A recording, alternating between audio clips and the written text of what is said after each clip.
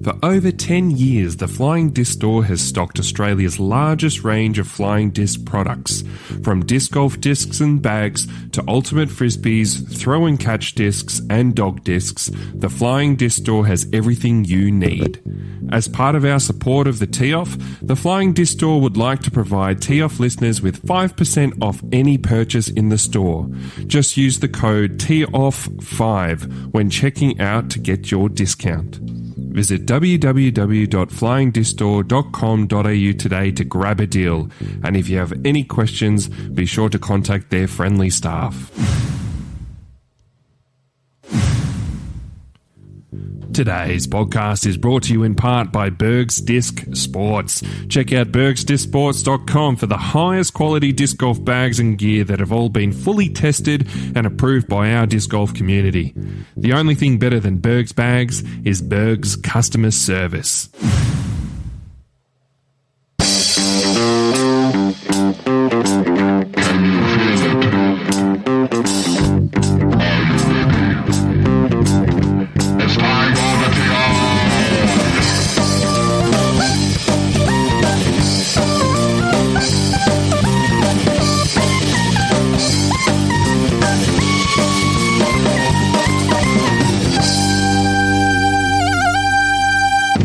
And welcome back to the Tee-Off, an Australian podcast about the awesome sport of disc golf. My name is Paddy Robinson. We are here for episode 53 and the final episode for the 2023 year. I've got Tim Bowen, Andrew Ferguson in the booth. Boys, it's been a huge year. I'm pretty stoked to see the end of it, to be honest, because, we've been working pretty hard. It's been a year, boys. Yeah. I can't believe we are here. It is December. Champs is run and done. We've done our last commentary for the year. Yep. And we're doing our last podcast. I'm kind of happy to not be in this sweaty booth with you boys. As much as I love you. You telling me you don't like the smell of my aniseed Fisherman's Friends? Can I just... That needs to go on Trash or Cash. All right, we'll Bring it up today. Bring it up today. Aniseed flavoured Fisherman's Friends. Yeah. Get on it. Under the age of 80. Yeah, exactly. Yeah, under the age of 80. I tried one. They keep my mustache clean. It's just the fumes coming off. It was gross. Who wants a licorice flavour? Anyway. All right. I digress. Paddy, huge year. Huge Stoked year. that we're here rounding out the year with one more episode. Mate, we've done the commentary this year. We've banged out about 20-odd episodes, or maybe 15-odd episodes. We did our first live episode at Champs. Pretty cool. Had Andrew Fish replace Fergie, which was nice for a change. You're welcome, boys. That's fine. We released some merch as well. It's been awesome. And to cap it off, we've got our Patreon giveaway that's happening at the end of the episode, so that should be pretty cool too. But straight into it, time for some news. What's news round the world, round Australia? What's news? What's happened and who's spoken? All right, Timmy. Recap time. We had two massive events called Champs over split weekends. First of all, boys, split weekends. Success? Yeah. I don't know. The fact that the first weekend, so they called it Division 2. Yep. And it was probably what they capped it at the MA1 and MA2 and went down from like the division wise there. A total of 80 players? 81. Yep. 81. Not huge. Didn't sell out. I thought, like, for the majority of the year, from what we've seen, they've been the big, divisions that sell out really quick. Yep. I was pretty surprised to see it not sell out. MA40 did play in the second week, so Yep. they could have made up some numbers. Yeah, you're right. They could have been on there. But obviously, for whatever reason, they scheduled it to be that weekend. So. Yeah. So the following weekend, we had 130 players. So together... 210 odd players, which is big. Probably too big for one course over one weekend. Yeah, 100%. So necessary. Yeah. And it's probably just some little teething, it's the first year we've done it, some teething issues there. Yeah. I think it'll just continue to grow and get bigger and better. I mean, maybe accessibility-wise that Hobart could be a little bit hard for some people to get to because you do have to fly there or take a boat, that type of thing. But, yeah, don't know. Some interesting, I thought it was interesting, the numbers. Yep. Yeah, maybe on the mainland when... some of the states can drive to other states for comps, so maybe you'll see a bit more uptake for a 2-weekender, which is what we got Molong coming up. So that's going to be a 2-weekender. That'll be interesting to see how that goes. Surely, has to be. Yeah. Unless they find another course. In fact, next year's going to be the whole month's massive. Yeah. Massive. Massive. With Aussie Opens and teams events. The return of the Aussie Open. Yeah. Pretty exciting. Gosh. Yeah.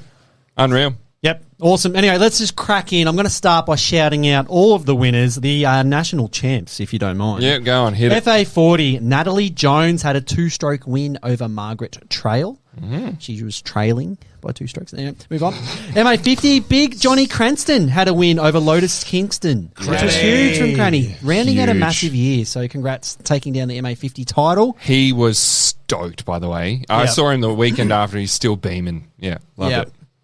MA2 was taken out by Chris Sandbaxby. Chris Saxby. I misspoke then. Sorry. Oh, no. We've got some stats for you here, boys. He was the only player over the whole weekend to shoot under par. Yeah. 3 down overall. He had a 13-shot win over Big Ed Lancaster, and Matt Green was rounding out the 3rd place there. Very solid. 991 That's round 2. I believe that was a 5 down round 2 from Saxby, which was massive. Very Yeah. handy, especially in that. Oh, no, sorry, different conditions. No, I'm thinking the it was following weekend. perfect. It was perfect. Okay. Yeah. Oh, well. That's Fair enough then. Very, very, very good score. Well done, Chris. FA2 was taken out by Janet Ford Adams in front of Anita Weber. Nice. MA3, Jake Kaufman in front of Sam Beckman and David Shaw. FA4 was Tanya Behan. She beat Nicole George. Good win. Mm-hmm. FJ15, Jessica Holman. Very solid win from Jess. High as a flight. And then MJ15, we had another high as a flight victory for Henry Arnold. Yeah. And boys, that Beautiful. MJ15 was where it was at. That was Yeah. where shit went down. Those 2 young fellas. Paddy, you were there. Talk us through. So, look, we went into the last round. Henry had a 2-shot lead, I believe, on Archer. Yep. And that quickly turned into what? Oh, Like a 5-shot deficit. I believe. Yeah. Archer was just motoring ahead. Yep. Henry, unfortunately, having a bit of a mare. I think he gave up like 5 shots or 6 shots on just that tunnel hole. yeah. But then what happened? Talk us through. Well, look, Henry just chipped away, came back. Then I think it came back to him having at least, like, he was then up by 2 or 3. And then we come down to hole 17, and Archer parks the island hole, parks it. And Henry went OB. So 2-stroke swing. So they're going into 18 with, I think Henry had that 1-stroke lead. Archer tees off first, having taken their birdie, parks the basket. Like, putting the pressure on, ice in the veins. He's like 3 meters from the basket. Your move, Henry. Yeah. Henry stands up. He's like, even more ice in his veins. He puts it basically within bullseye. This is a 110-metre Yeah. par 3, hole 18. Yeah. Huge. Yeah, which I failed to make on the first round. But no, these boys, absolute, like, the golf brain was very clear, ice in the veins, both of them just, going back and forth. And do you know what? Like, I went up to Archer after the round and said, hey, man, like, well done. He's like, oh, geez, it was close, and geez, it was Yeah. fun. And What a legend. I nearly got there and stuff. And I'm like, that's in, like, a 14-year-old? Yeah. 15? Yeah. He doesn't understand true disappointment yet. No, yeah. He'll get there. It'll come. But no, just stoked to see both those boys, like, really battling it out and just having a smile on their face the whole time. It was great. How's their Absolutely. round ratings? Well, let's go with Henry Arnold. 936, 954, and a 945. Yeah. Very handy. Yeah, averaging 945, like, as a 14-year-old, 15-year-old, however old he is. Like, if that doesn't make you feel bad about your disc golf game. Like, Fergie, are you rated 945? No, I'm not. Yeah, so there you go. I ain't. Yeah, that's What are that's you some rated, shit. Tim? I'm better than that. I'd smash these kids, Paddy. bring it on, Henry. We're teammates, but yeah, I'd probably miss that. If Archer parked it in front of me on 18, I would be yoinking that into the creek all day. It was But pretty good to watch. shout out to all the winners of the first weekend. And yeah, look, 81 players, probably not the lofty, we're hoping to get a bit more than that, but certainly still a success in my book. Oh, 100%. And showing that the sport is growing. It's great. 100%. Now, next one, the big one, Division 1, champs.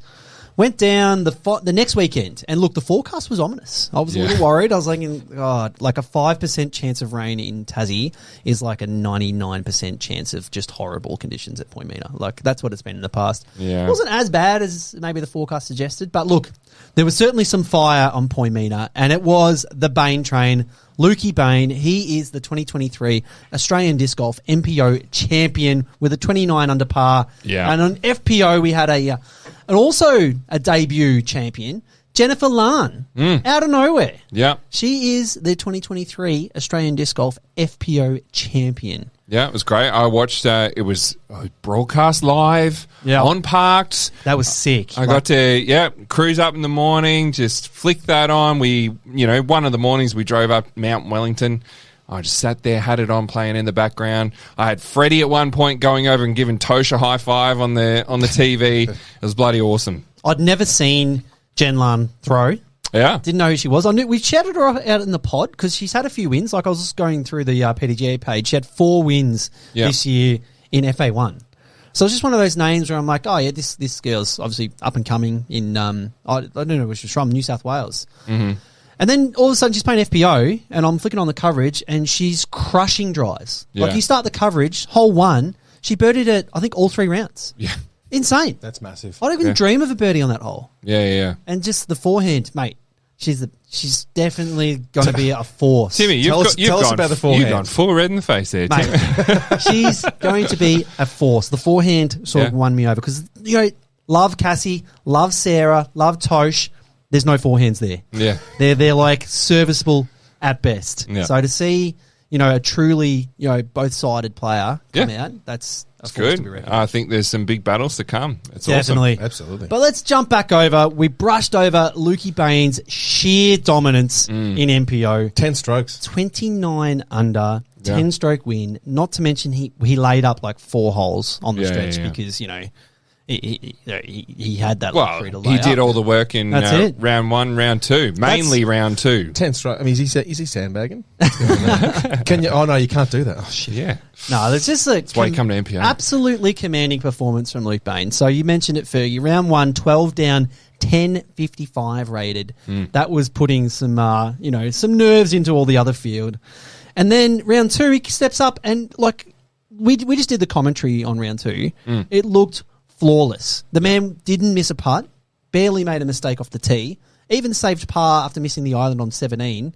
Shot 14 under par, 1081 rated. Yeah. That's like you said, the second highest rated round by an Australian disc golfer. Yeah, I think Dylan had 1082. 1082, probably with a field of like 20. Like this is on Aussie champs. Well, 126. interesting, notable that I really wanted.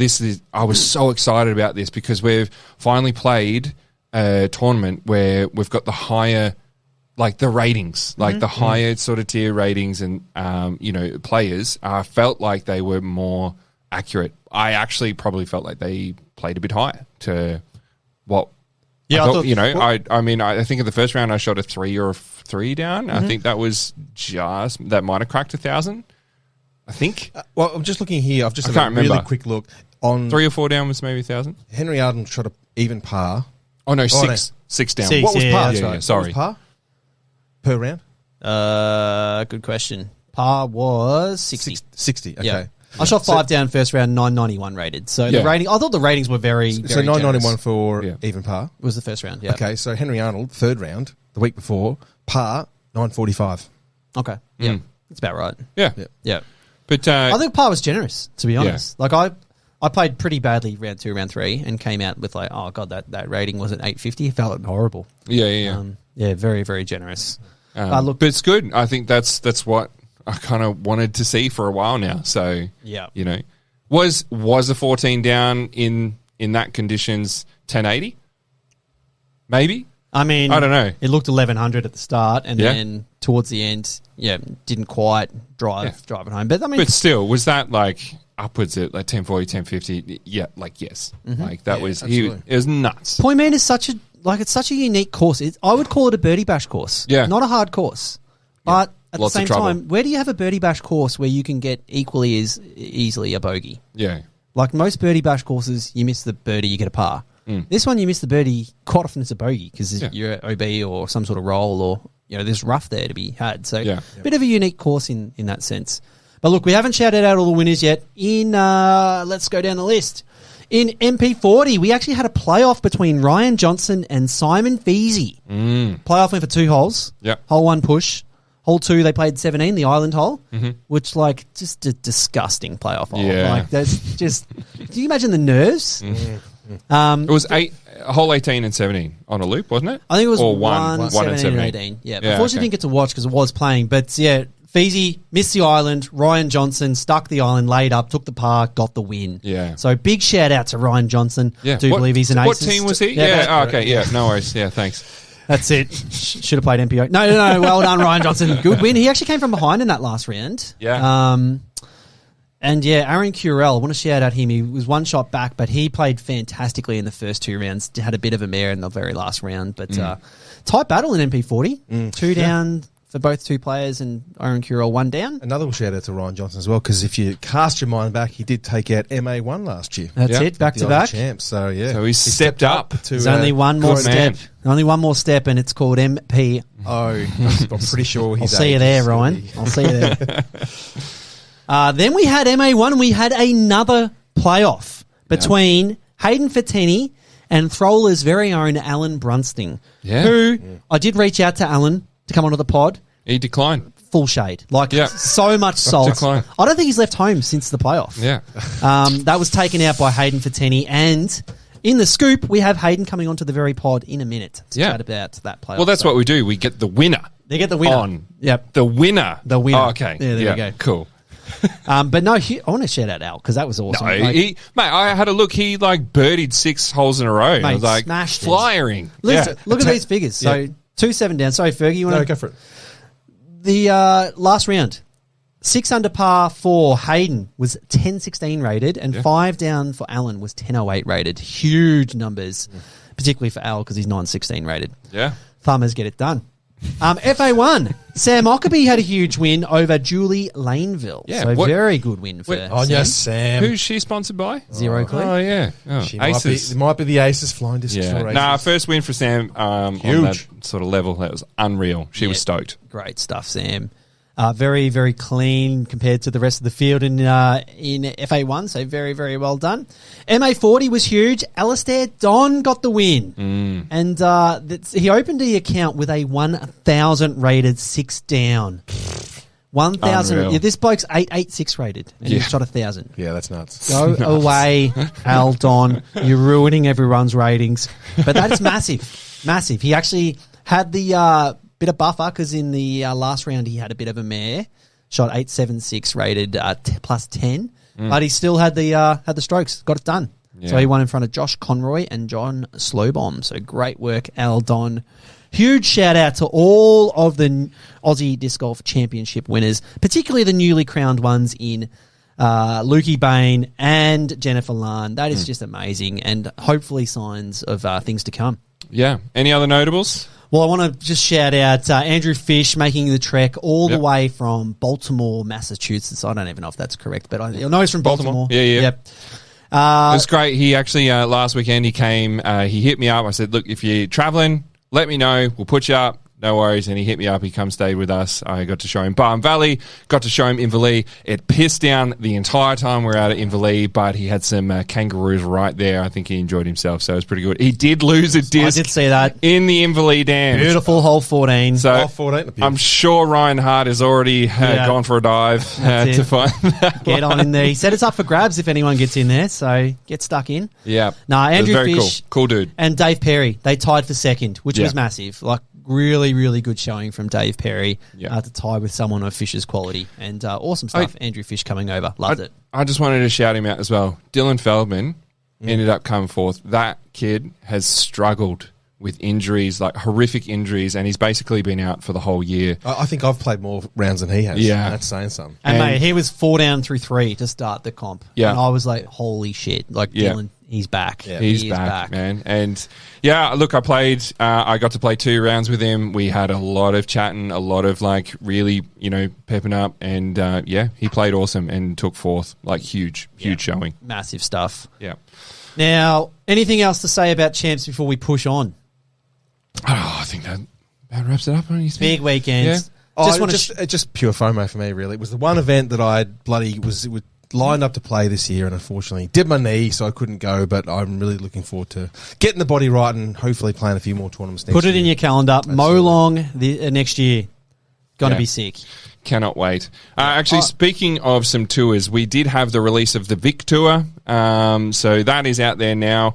It looks pretty cool. They've made a couple of tweaks. A couple of things I like is that you know exactly what kind of points that you're going to get when you go into the tournament. But yeah, if you jump onto, what is it, the Vic Tour, or just, where discgolfvictoria.com, have a look at the tabs and just suss that out. I think that'll be pretty cool next year.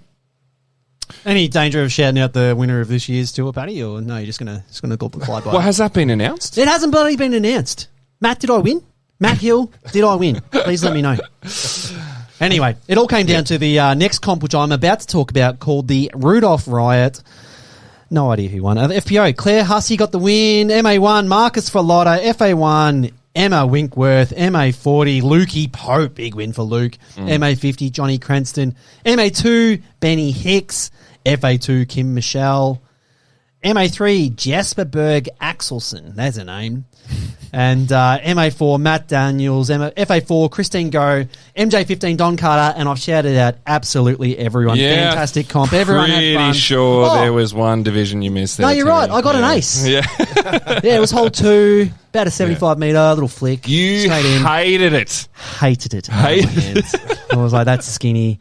A good thing the Rad Eagle got in the way. Yeah. Beautiful. How'd the Rad Eagle go on the next hole? It's disgusting. I don't know how the ace got caught, and then just one of my best putts straight in the middle. Picky and choosy. Basket said Well, no. it did catch another ace as well. I didn't catch 3 on the weekend, or there was... Aiden Howard. Yeah. Aiden Howard got one, both on film. If it wasn't on film, doesn't count.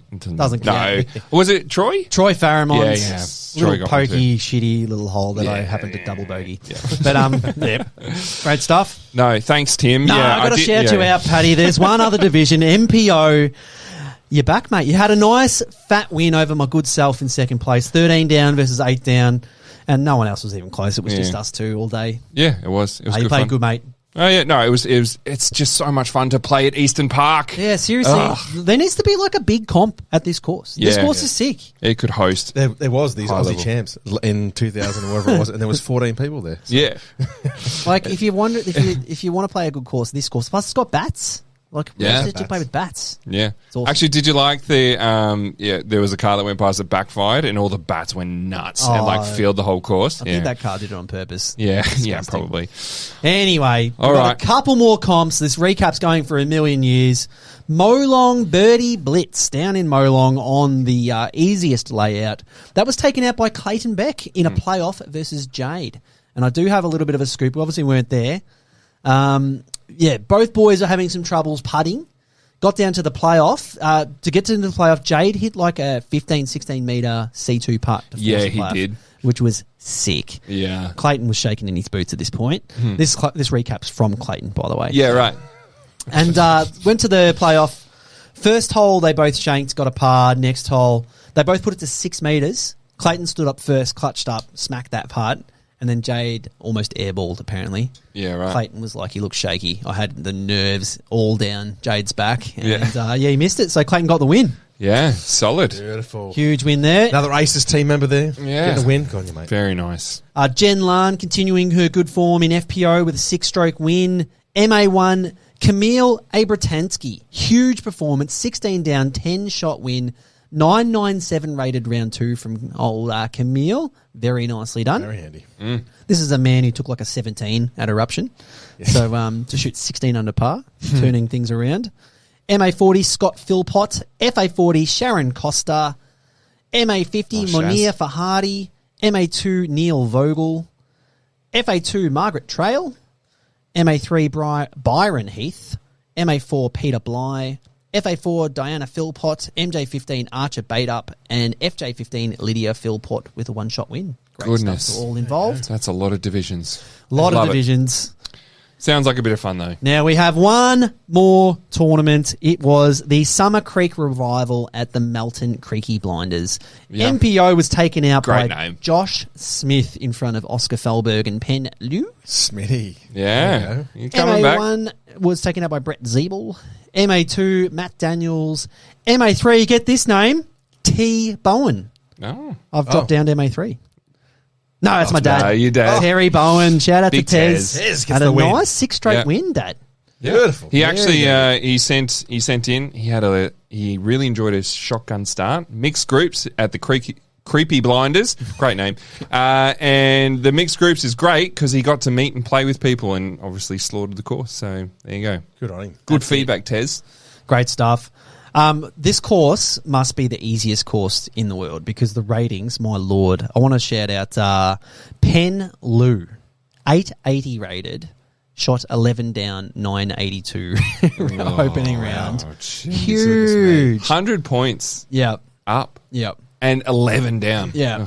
I was kind of like, I wanted a break after Champs and Rudolph. I was like, I don't want to play it. And then I was like, I really wanted to play this comp.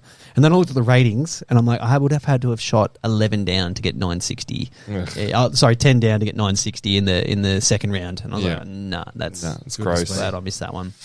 But no, good to see him run a comp. And Josh Smith got the one-shot win. He actually got an ace. So good to see the ace natted. Yeah. So awesome That's stuff. sick.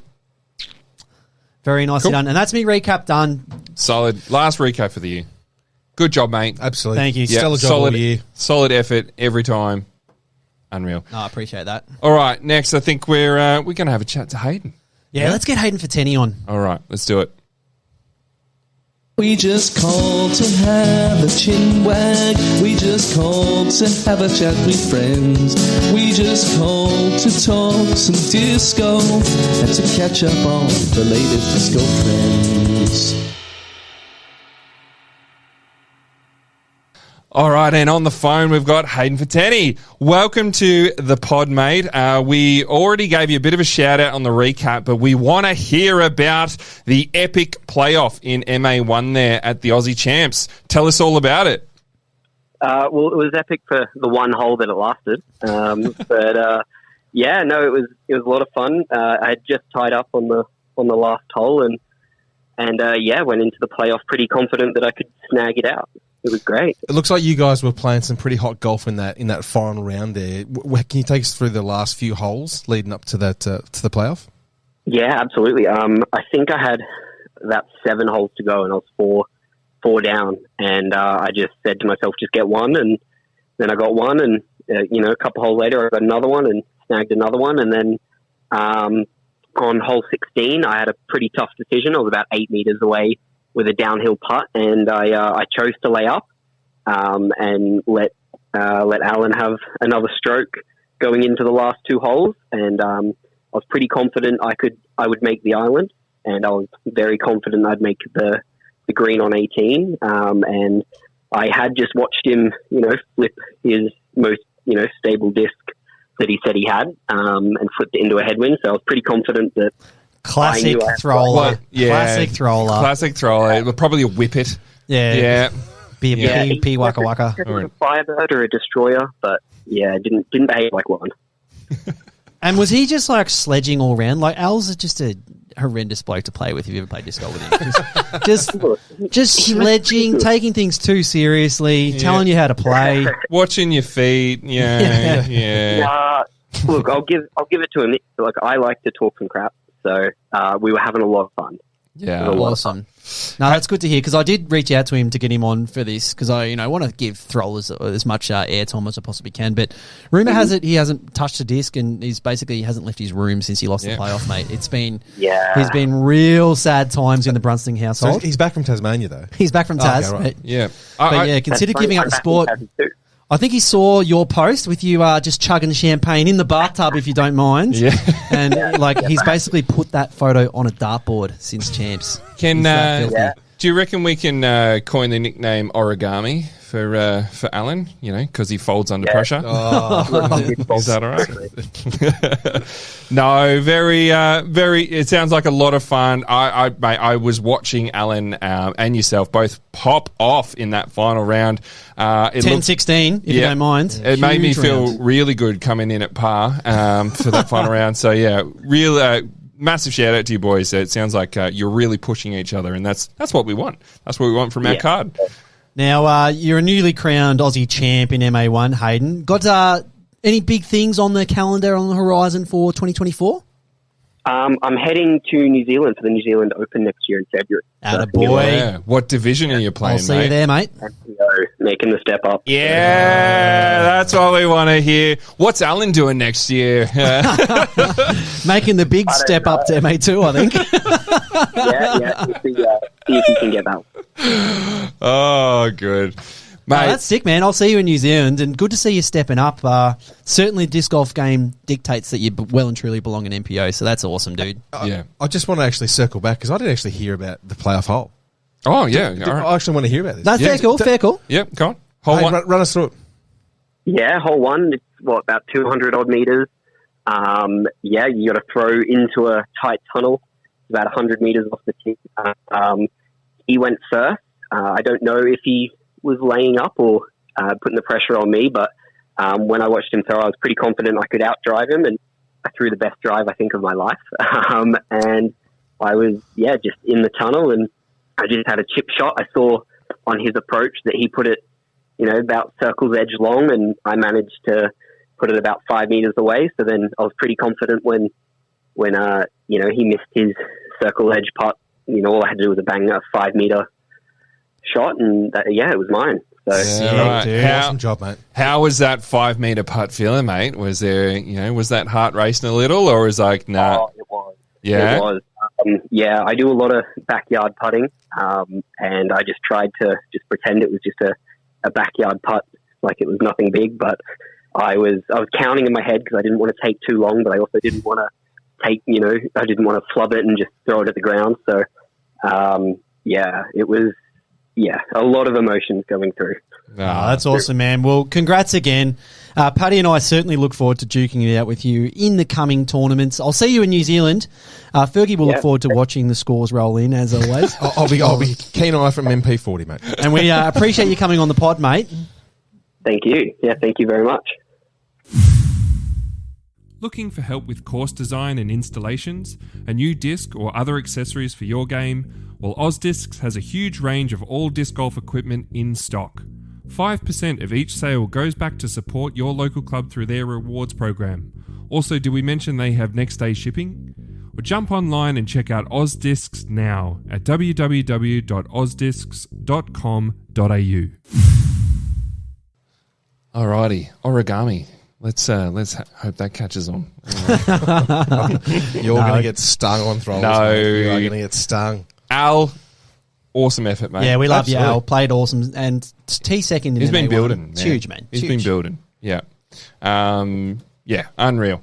All right, now we had a whole bunch of questions actually sent in. I put the feelers out that this will be the last episode. So, boys, I reckon let's crack into it. To kick us off, we got Zach James has asked, where do you see MPO and FPO going in the next 2 to 3 years here in Australia? That's a hard question to start off, Paddy. That is a hard question. What do we mean by going? Where's it going to go? Where's it going to go? Where would I like it to go? Maybe let's run through just a couple of the changes. So Yep. we got a little taste of it at this Champs with split weekends for divisions. Yeah. I think, and Luke Bain's quite passionate about this, Mm-hmm. separate layouts for MPO Yep. is probably the next logical progression. Yeah. I mean, when your rating's 4 digits, it's just so hard to maintain that rating. And when you're rated against all of the other players because they're playing the same layout on the same PDJ event, Yeah. it's pretty brutal. Particularly when you're also going to overseas and being compared, to that benchmark overseas. So I get where Luke Bain's coming from there. Yeah. So I think maybe some separate layouts, maybe an extra day of tournament for the I higher think divisions. That will make people want to step up too. I mean, we had 4-round Vic Open this year. Yeah. And I know it was at How Ballarat. many stood up? Yeah, exactly. And I know it was at Ballarat, so it was like not the hardest course going around. But Vic Open was like a massive success this year because of the 4 rounds, I reckon. It was huge. It felt bigger than all the others. Yeah. So I think maybe that could be something that happened. I think in terms of like skill-wise, like disc golfers are just getting better and better. Yeah.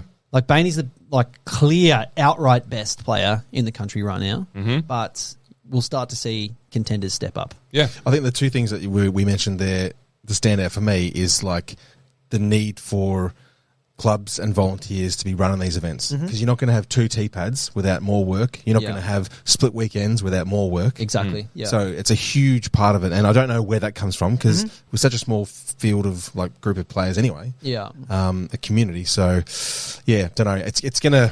I mean, yeah, I totally agree with those things, but I just going to rely on events being able to kind of bloody run those things. Yeah. Yeah.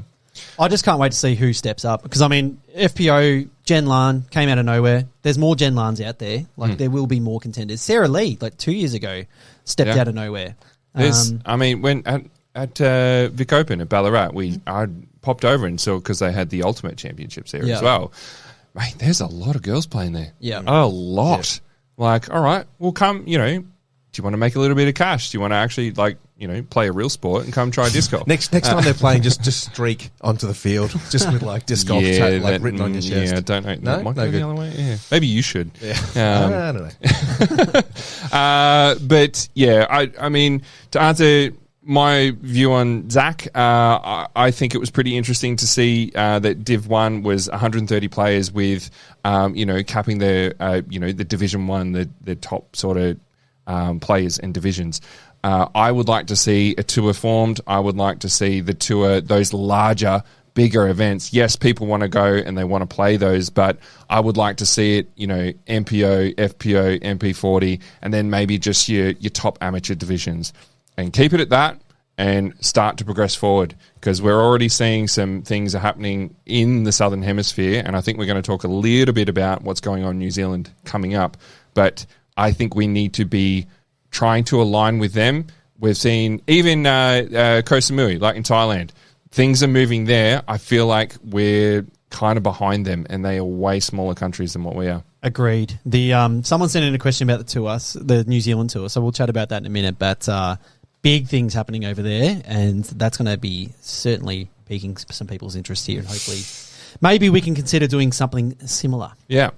Yep. And obviously, the tee-off continues, recapping all the MPO and FPO. That's it. So next question, Terry Bowen, my dad, has sent in, you mentioned it, Paddy, really enjoyed the shotgun start and mixed groups. Mixed groups is great, and you get to meet and play with all different standards. Dad, we called it trash for a reason, because it is trash, particularly a 2-rounder. Yeah. People want to play against their division. Yeah. When you have mixed cards, I've said it before, you're not playing against your competitors for half the tournament. I think it's fine for a random little one day a C tier or league. Sure. That's where I'm happy to go do that stuff. But yeah. No majors. Yeah. Exactly. Yeah. Dan Frost, he's given us a list of for us to fill out. Yeah. Asking for the most impressive, most consistent, clean, accurate, and annoyingly good. So this is similar. I saw this. I saw Simon do this. He was rating who's the best backhand for distance, who's the best backhand. Was it on Tour Life or something? Or was it on another podcast? Like so it was best backhand for distance, best backhand for accuracy, best backhand for impressiveness, and annoyingly good. I think Calvin Heiberg was annoyingly good. He's just so damn accurate with that. What about just best backhand? Bradley Williams? I think, for cleanest backhand was Bradley Williams. Really? That was like literally a joke for him getting... Yeah. Okay. No, I agree.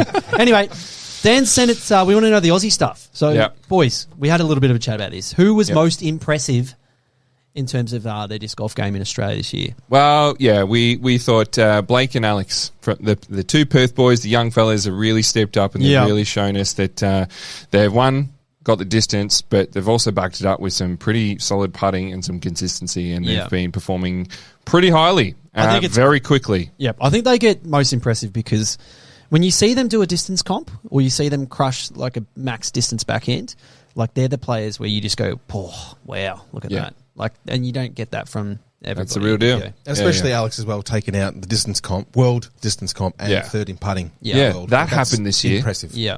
Huge. Yeah, very cool. Most consistent. Most consistent. That has to be one person. Who was the most consistent? Well, what did we say? Lukey Bain. Yeah. Mate, the guy's probably got 4 bogeys for the year. Yeah. It's pretty clean. Like, super consistent. Man, that's how you earn that high rating. That's how you win champs. Yeah. And win and 20s. He could probably take out most impressive, like, solely on the putting. Yeah. Like, the man doesn't miss a putt. Yeah. It's ridiculous. We've also given him the annoyingly good category. Luke Bain. Because he is gets two. annoyingly good. He is annoyingly good. I thought that was you, Absolutely. Tim. Oh, okay. No. Well, good. Yeah. No, annoying. Yes. Most, No, Tim's yeah. annoyingly consistent. Yeah. Yeah. And Clean. annoyingly good. Could that be anyone else before we move on? Annoyingly good. Annoyingly good. I think Austin's annoyingly good. Oh, yeah. Because he's so good and he hates every shot that he throws. Yep. And you're like, mate, how do you hate that? I think it doesn't annoy me. I love it. Yeah, I love it. I love But the it's like shorts. his full shank puts him at 9 meters. My full shank puts me 3 fairways over OB in the worst possible position you could possibly imagine. So that's annoyingly good in All right. Aussie D. Next one. Cleanest, we had Silky Smooth Dan Frost. Yeah, Dan Frost clean. Good to watch. Slow is smooth. Smooth is clean. Dan Frost. Oh, Yeah, jeez. There you go. Next up, accurate. most accurate. Most accurate. And I think, did we say, Far Lap? We went peaches. Dave Yeah. Perry. Because Perry. like, I think out of like holes parked, like he would win that percentage category. Yeah. Like he parks a lot of holes. Yeah. It's just He hasn't played as much, but when he has, geez, he's been on. so freaking accurate, Yeah. honestly. And I think like he can sometimes have some yips with his putting, but he still wins a lot, and he's still Yeah. so high up there He's because still he parks podiums and so stuff. many damn holes. Yeah. So, yeah. There you go, Dan. Thanks for the question. Yeah, If anyone wants to rate their own players, though, send Yeah. in your list: most impressive, most consistent, most clean, most accurate, and the person that's most annoyingly good. Yeah, Please I'd send be us keen to hear some of them. Next up, Nick Halstead has sent in, what were your top 3 Australian events this year? Paddy, you go first. Who we got? I mean, is it a unanimous eruption? Was Number 1. in all our top 3? Oh, in my top 3, definitely. Yeah. Yep. Yeah. I think Fergie, you didn't play it, but what it looked like from unfortunately, outside. I didn't play any of these events. I did go to one of them, though, so I'll be guided by you. Okay. But from the outside, and having obviously commented on these events as well, Yeah. with the Gatekeeper, I mean, the eruption looked like it was an absolute standout. Yeah. I think location, the changes they made to the course, you mentioned Yeah. it, Paddy, the payouts. Yeah. I mean, biggest payouts was the eruption this year. Yeah. So that's a pretty strong case. Yeah. Imagine if it was 4 rounds. That would just be like the cherry on top, I reckon. Yeah. I think, and it could have done that too. But Yeah. hey, that's fine. That's small. The only one that I thought kind of rivaled it for me was the Queensland Open. Yeah. at Pine Rivers. I think they really like the course was so much Mate, fun. Where's it was that challenging. Course, where's that course been? I mean, it's newly planted or like renovated, right? It was Yeah, it rejigged. was 9 holes, and then we got in there under the guidance of Chris Barringer from Rad, Yeah. to redesign and put in the full 18-hole layout. Yeah. New pads and all I that stuff. I hadn't played there since it was champs. Yep. Like, and I can't remember what year that was. Like, Oh, jeez. 13, 14, Yeah. maybe 14. Yeah, one of those. Yeah. But so like to me going back there, the course seemed quite familiar, but it hasn't been like that sort of layout for a long time. Yep. But 100%, everything ran super smooth. The course was great, just and some pretty solid payouts, and it was just super fun. I loved really enjoyed it. highlight for me, hole one's drive. Yeah. Just like at the auditorium. Yeah. Literally, if you come forward, but just like throwing from the elevated pad, max distance shot, take on the OB if you want, with the crowd watching. That was sick. Yeah. Yeah. I think being in Brisbane too, there was just a lot of really nice stuff to do. The weather was nice. It was just The weather's so yeah. nice. No wonder they're so good. good at disc golf. They can just play all year round. Yeah. Like I'd say 75% of the days that we have here, I'm like, nah, no chance. I'm not going out. We It's should too though. windy That's or what too makes you wet, good. or it's both. Well, look, that was definitely in my top 3 as well. And the final one that I put in there was Vic Open. Me too. Yeah. I kind of thought back to the other big ones like Sizzler, Molong, Champs. Yeah, Champs. But Vic Open was 4 rounds. Yeah. 4 rounds. They did live. They did live. That was the first one to do live, and Yeah. the live was a huge success. Yeah. 4 rounds. They made some tweaks to the course as well. Yeah. That changed the layout a bit to start and finish.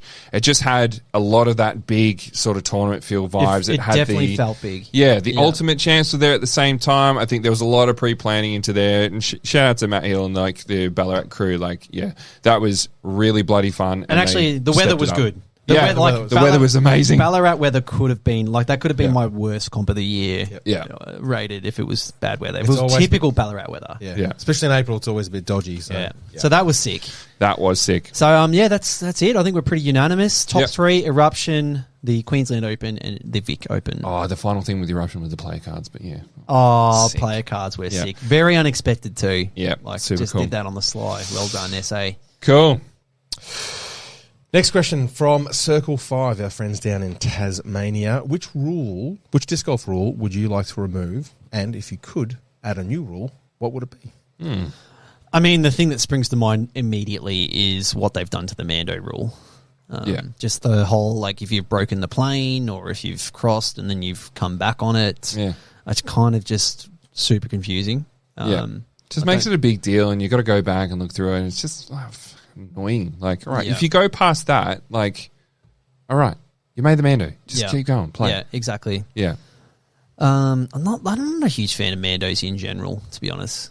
Mando for safety. Yeah. So if some public parks and stuff like that, you've got to have some things, Yeah. that you've got to avoid. So that helps having thrown in a Mando, but Yeah. Yeah. if you don't I have agree. to have them. Mando for safety is basically what they should be there for. Mando for making your course better is kind of, Wank. Yeah. Yeah, to be honest. I think it was Yeah. Saya Nanda who did the reel, who was taking the piss on Mandos, and she's Yeah. like, "You have to throw where we tell you to throw." Yeah. And that's what it feels like a little bit. Takes Yeah. the creativity Because it's going to be fun. Yeah. It's going to be fun. Yeah. All right? It's got a Mando. And if you could add a new rule, what would it be? if you hit the chains, it counts no matter what. No, I don't know. Actually, I had a little bit of thought about this. A new rule, I think, would be kind of weird, but like a limit, like a cap on how many discs you can have in a like in a tournament, in an A tier or something like that. Like capping that. I don't mind that. Yeah. Make it like quite a low number. So then you have to weigh up, like, do I have this extra disc for, a different mold for some variety, or Yeah. do I have a backup of my good driver that I want to lose? I think that That'd be could kinda be cool. pretty cool. What about even minimums or maximums on the type of disc? Yeah. Drivers, fairway drivers, distance drivers. I mean, Could be kind of cool. Could be tricky because, like, there's blurred lines between, like, Or I a think, putt approach and I think like a Firebird is technically a distance driver. yeah. well, I mean, it is, yeah. It's technically 9-speed, but I've seen some. I thought, There's 9-speed distance driver, is it? Yeah. Okay. 7 is. No, not distance driver, sorry. I've always considered Oh. 9 to be kind of fairway. A bit more fairway, yeah. Yeah. Well, no, it's still, that they classify as distance. Yeah. But then I see, Look, you had me with the first part of the rule, Fergs, but I'm already seeing huge cracks. Huge cracks. I think you should be able to drink beer in 80s. That's all I'm saying. That's my new rule. Make it happen, Peter J.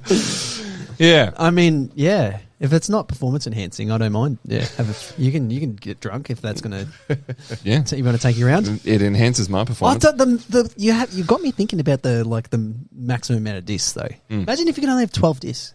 Well, like how many? It's Like 12 how many to- do you take around at the moment in your tournament bag? 16. Full, like proper, like high level tournament. So I have 16 discs, Yeah. and then I have an extra putter. It gets to 18. So I have an extra putter and one disc that's kind of there to stop the other discs rattling in my bag. To be honest, Yeah. that's basically filling the edge of the bag. I'll leave about 20 in there. Yeah, I'm probably about 20, 21. Yeah. Yeah. But yeah, if you essentially cut that down by what, 40%, that makes it pretty interesting. Yeah. Yeah. I remember I was playing, and this was early days, so I won't just throw him under the bus for no reason, but Ryan Michelle, we were playing early days at Eruption, and he had 30-something discs, like 32 discs in the bag. Like, it was so You've heavy. never played with Kim Holmes. But, like, he had, like, 2 zones, an AVR X3, like a Toro. Like, he had, like, so many discs that did, like, essentially exactly the same thing. Yeah. And I was like, mate, like, how do you decide which one of these you throw at any one time? I tell you what, it's paid off though. Have you seen his biceps lately? Yeah. The boy's ripped. The He's dude been carrying he lifts 40 big. kilos. Yeah. I've got 16 disc biceps. That's for sure. He's shredding for the wedding. Yeah. No, yeah, that could be an Kind of interesting interesting. I don't Yeah. know. Big another one to throw back to the listeners. Like, what is a rule that you would change or add or you don't like? Actually, one rule I'd like to see removed. I just kind of like the 30 seconds. Like, just kind of take it out. And like, if someone's, if someone's like kind of taking the piss or something, then all right, like just sort of like maybe call it like courtesy or something like that. But like, I just hate the whole thing around like it's got to be 30 seconds. Like, yeah, that's me. No, you're on there, Paddy. Nico's already ringing your phone, Paddy. So Yeah. thanks, mate. He's like, thanks, mate. Yeah, appreciate it. That's exactly how Nico sounds. No, I agree. I don't agree. I disagree. Like 30 seconds, if you take that away, like no one calls people up on the 30 seconds anyway. So if you take the rule away, They're like, there's going to be even fewer time violations called, and there needs to be more. People are taking the piss. So, yeah. All right. Anyway. Cool. Moving on. Matty Faz, have you ever seen a disc golf related Instagram post not already liked by Tim Bowen? I did see one this afternoon. This is Boys, is for real. I'm just like, This is for real. I'm just mastering your algorithms. You get see all the sponsored content by me. My thumbs are quick, mate. My thumbs are very quick. Something pops up, give it a like, send it around. I can never send it to you because you've already fucking liked it. Yeah, you're not wrong. Once I learned that you could just double tap to like, it's just so much easier to throw the likes out there. Good one. Good one. CJ Disc Golf. That's Connor. Yeah. Over in WA. Predictions for MPO, FPO, Aussie Tour standing for 2024. I mean, it's hard not to go past Luke Bain for number one. Nah, he's gone overseas. Thank you, Bainey. Thank you, Bainey. Who won it this year? Did he win it? I have no idea. That just shows how I much have no idea. Austin's got to be up there because he actually played probably most of it. Yeah. But I don't know. I mean, I'm going to put Bainey. He's just too damn good. Yeah. FPO. I mean, it depends. Depends who plays the most in FPO. I know Cassie's taking a little bit of a step back from disc golf, so maybe not Cassie. Sarah travels to most of the comps, but she's still annoyingly loving ultimate frisbee too much. I keep telling her, I'm like, Sarah, just play disc golf. You're good at it. Bring some friends with you, mate. Yeah, she's like, oh, I like ultimate. Get stuffed. Yeah. And that's going to break your body. Yeah. Not that we can talk. Disc golf's broken out. She's still young, though. She's not loud. Did Jen play many comps outside of New South Wales? I don't think so. I don't but think hopefully she will now. Major threat. Toe's got to a few. But I mean, MPO can't go past Luke Bain, and FPO I'm probably going to say Sarah because she plays. I think so. Got the track record. Yeah, look, to be honest, if we think, I'm not going to think about one person in each one. I just want to see more people stepping up and having, all your young fellas come up. Like your Ryan Harts have had some good finishes. Dylan Feldman coming back. The Canberra boys, the Perth boys, like everyone sort of getting in, getting around, and just having some big battles. Because, I mean, like that top 10 in most of those big tournaments, they're reasonably close, and there's most of those guys can pop off, and I'm hoping that only gets bigger and better. Yeah. The other part of his question, thoughts on the New Zealand tour down under. I see Timmy Taipan is registered for Nationals. You see correctly, Connor, I am coming to New Zealand Nationals. I'm actually pumped because they keep dropping, like, I'm not sure if you've seen this, they've got sponsored exemption spots. Yeah. And they keep dropping like clues as to, who they've got signed up. Listen to some of these names. Juliana Korver is playing in FPO. Zoe Andike. MPO, we got Nate Perkins. Paul Oman, which I don't know. The Po-Man? The Po-Man. Yeah. I didn't know him, but he's been playing a while. He's got like 50 wins and over 175. Mate, he popped up in the grippies a couple of times. Okay. Yeah. And I didn't pick him because I don't know him. Who else are you most excited about, Tim? Who is it? Oh. Come on, mate. You posted in the... No. Hang on. Chat, come on. I've forgotten the names already. Mr. Forehand. Sorry, I put you on the spot because I've forgotten the name as well. Yeah, I forgot who was it. Bit of an all-American kind of looking lad. No, I'm going to let you guys sit in this. Oh, come on. Just spit it out. Is it Prodigy? Is he a Prodigy? No, he's not Prodigy. Okay, well, no idea. No, Tim's looking it up. Okay. But no, look, the New Zealand champs and the tour is sick. So you haven't seen it. They basically got like 4 big tourneys, all within a week of each other, all driving distance, and that's no wonder they're getting the big guys from overseas. Luke Humphreys, I'm excited about. Yes. Nate Perkins, I mentioned. I'm not sure who you're alluding to, Fergs, but look, it's going to be amazing. All right. Shawnee Freeman, he's 869 rated. He's signed up for MPO just to play with the big boys, which is awesome to see. 38 pros in champs. And a prize purse of over 30K, which is huge. Pretty sick. Paddy, could you just go up and sign up? It's first week of Feb, mate. You haven't got long. Oh, mate, yeah. I have a new job and I've got to figure that out. But, I'm having a look. NZ Tour Down Under, we spoke to Andrew Fish. He said the way to get pro players coming is not the money. It's actually just helping out with the logistics. So what they're doing... putting all of the we thought of the name Sullivan Tipton. There it is. I wasn't leading you nowhere. I totally forgot. Yep. The flex forehands. Can't wait to see. 100%. But just logistically, what they've done, they've got the 4 comps close together, made it very easy for the pro players to go like, hey, actually, this is worth my time to make that big trek halfway across the world to actually play 4 big events in my off season. Yeah, no wonder they're getting names. And then you can reach out to the pros, and they've got a good partnership with OTB. They're running a skins, which it's just awesome stuff. So Connor, to answer your question, they are kicking massive goals, and it's making me very, very jealous for our Aussie disc golf scene, and hopefully we can do something similar. I haven't really looked into this enough, but I'd be interested to know who's actually behind running this. Mm-hmm. It's like Feezy has a little bit to do it, but it's mainly being fronted by Henry. What's his name? Yep, Henry. He's the main man, the think tank. So stop throwing questions that we don't. I think no. I did ask Feezy about this because I thought it'd probably be worth trying to get him on the pod and having a yak about it. Absolutely. But yeah, I feel a little bit sad, to be honest. That I feel like they're really kicking off, and I don't know. It's a bit of crickets over here, but we're doing stuff, but not that kind of big Aussie stuff. Open will be the start of something special, I think. But very awesome stuff happening out in New Zealand. Let's move on. Yeah.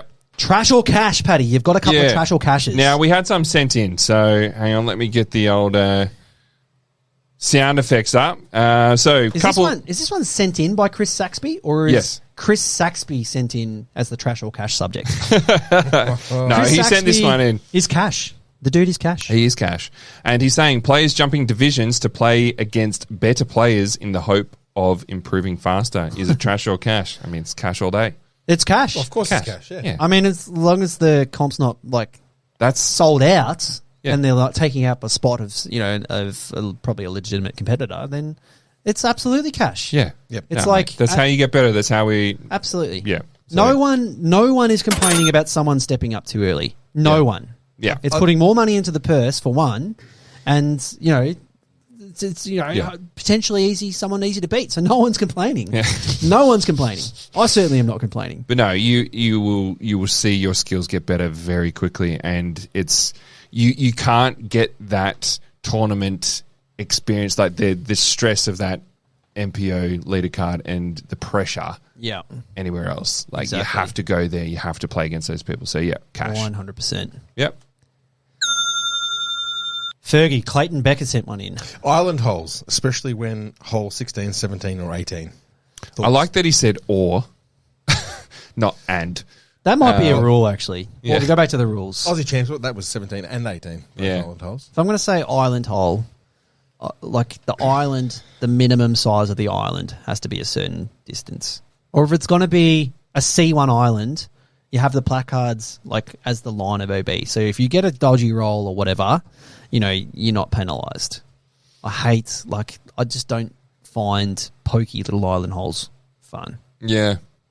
Yeah, I agree. They're just, they're a little bit annoying. I don't mind an island hole to maybe spice up a hole that's maybe just a little less, not the most intriguing hole. I'm like, all right, well, let's tweak it a little bit. Maybe it's a little bit too easy. If it's not there, let's add a little bit extra pressure. But no, that's where you're flawed. I think you always need to think about what's fun. And if a hole is too easy, if it's too short and there's no obstacles, putting an island is not going to make it fun. No one likes poking at an island trying to stick it. Hole 17 at Tassie, the hole was not fun. Yeah, if I'm honest. It was you're throwing at 10% power. If hole 18 was an island, I don't mind that because at least it's a full shot. Yeah, and it was generous. It's a generous sized island. Yeah. If you're missing that island, you've stuffed up the drive. Hole 18 at Eruption, full shot. Yeah, generous island. It was a fun shot. Yeah, that's the difference. Yeah, if you give me a 60 meter, 70 meter hole with no obstacles, and I've just got to stick it in C1, that's not fun. Yeah, if you look at it, liken it to golf, I mean, they don't have any little pitching wedge kind of short holes playing to an island. They've got some, usually they're all par threes, but they're belters. They're good, decent holes where you've got to hit the ball and Yeah. So, I agree with you. I think as long as it's you've got a fair throw and it's nothing too dinky, then just sure. dinky. Dinky. The other thing with champs as well, I don't like multiple island holes. Yeah. Just have maybe one max. Because otherwise, I just feel like you're trying. How many were there at Point Manor? There's 3. 3. There's 17. The small one. Where's the other one? So what's the other 18. one? 18. Okay. Yeah. Yeah. Yeah, the first Just felt like too many. The first two are an example of island holes that are just not that fun. When Yeah. you poke in a disc at like no percentage power and missing an island. I mean, just you know, asking to be angry. could have been fun for 17, like the European Open rule. Yeah, the bunker. Yeah. Yeah, have a crack at it. Like, and you know, if you miss it, then you throw again and throw again without penalty. Or like, you know, have it, because the fun thing with that hole is that, you know, going for the birdie there is very difficult because the OB is so tight. Like, I don't know how many times I've watched drives on that hole where they've thrown basically the perfect drive, but it is so steep, that thing just lands, it's gone, and it's OB. You're going straight, you know, you can't really go for it unless, you know, you've literally had the perfect drive and a little bit of luck. It's just a bad hole. But yeah. Like, that's just a flat out bad hole, hole 17. Yeah. But anyway, yeah. Does that answer that? I think we're all saying I think kind of island holes, yeah. Cash if they're done tastefully and yeah, but you know, dinky stuff, trash. Yeah. I can't think of too many island holes where I've been like, yeah, that was awesome. That was cash. Yeah. This has Yeah. got to be trash. I'm going to say trash. Yeah. Okay. But I get your point, Fergie. Yeah. No, I agree. They're Yeah. trash if they're overall. Dylan Feldman has sent in only getting RPM discs in your Secret Santas. I mean, So he got one. He got one. Then. I think he did. I've seen a lot of RPM. Like they're cashing in with the old Secret Santa. if it's a Jackson Sullivan Tour Series disc, cash. Yeah. If it's anything else, trash. Yeah. I think it's trash. What's dealing with it? They must know he's sponsored by Latitude. What's he going to do with it? Yeah. Yeah. I got one. I do believe it's called regifting. Yeah. That's why the same RPM discs are just making the cycles. Yeah. And shout out my original Secret Santa in the first version of this, who bought me a baseline RPM disc. Was it a Huya? That is a... Spice it up. The coolest thing I got was the custom printed mini with me on it. That was pretty good. I got that last year. I think that was cool. Secret Santa in general, like, Super fun. for one, everyone's putting in their requests in the chat. Yeah. That sucks. Yeah. You get what you get and you don't get upset. Yeah. Even if it is RPM. My boy says that. I'm sure I'm getting an RPM disc in the mail. Yeah. But at the same time, You are like, now. think about what you would like to get and then Yeah. try and give something of that equality to the next person or Yeah. better. Have a bit of fun So with if it. you're happy getting an RPM disc, then all day, Well, do it. It's But if kind of you're not- cool to see, like, you know, Oz Discs jumping in there saying like 10% to the Secret Santas and stuff. That's pretty cool. I Yeah. dig that. Anyway.